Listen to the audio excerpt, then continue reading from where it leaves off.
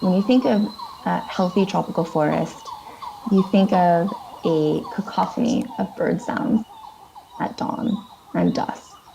I don't know if you've been to one of those really deafening tropical forests where you can't really hear yourself think. We didn't really hear that.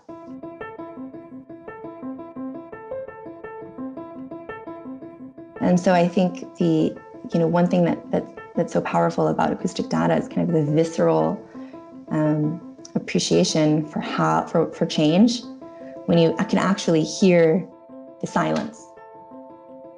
Dr. Danielle Rappaport is a forest ecologist who uses nature sounds to measure the health of the Amazon rainforest.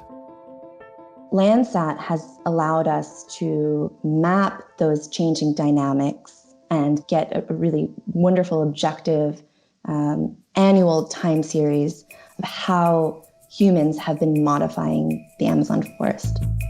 Landsat helped Danielle and her team target areas of human activity bumping up against the Amazon forest, a region known as the frontier. From there, she used bioacoustics to assess the effects of human activity on wildlife. Landsat was really the backbone of this study. Danielle is one of thousands of scientists that has paired Landsat data with an entirely different data set to uncover a more nuanced understanding of the world. In many cases, one set of data can tell you what is happening, while Landsat can tell you why it's happening. So the case that we always look at is the Middle East, where pivot irrigation has led to a depletion of groundwater.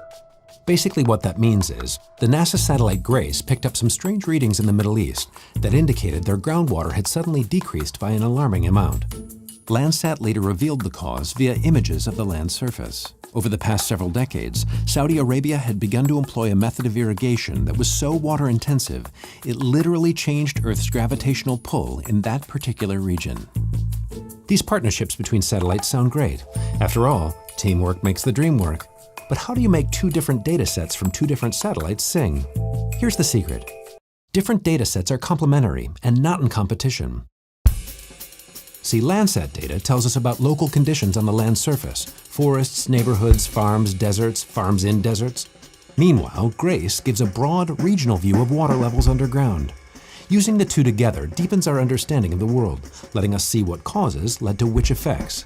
But GRACE is not the only partner for Landsat. The European Sentinel-1 uses radar to see through the clouds that block Landsat's view, while Landsat reveals the colors and characteristics of the surface.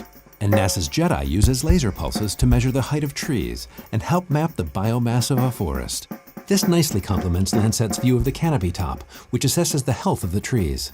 Not to mention the long data record that lets us track changes over decades. Landsat is also a great complement to other similar land imagers. In fact, our friend Jeff has done a lot of work to harmonize Landsat and Sentinel-2 data.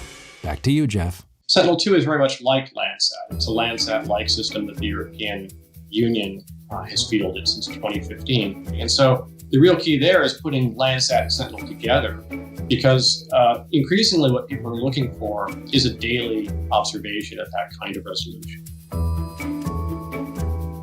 There's been almost an explosion in the number of Earth resources satellites, Earth observation satellites that are out there in the international community. In addition to Sentinel-2, India, Brazil, China, Thailand, they all have their own Earth observation programs.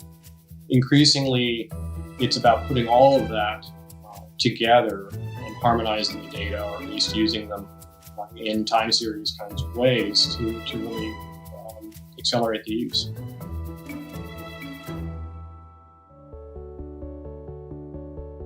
What does it mean to be worthy of a legacy?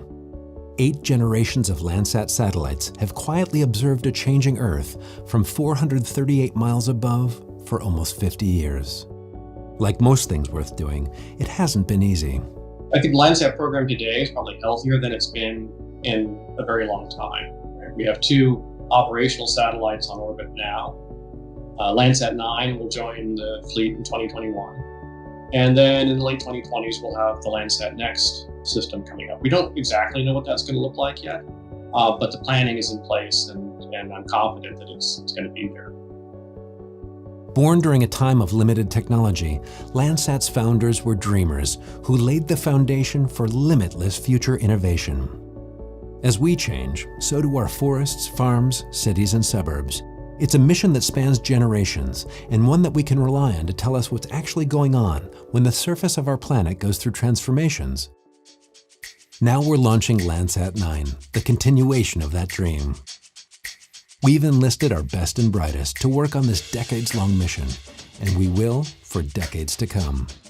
50 more years of Earth data in the future? We'll see you there.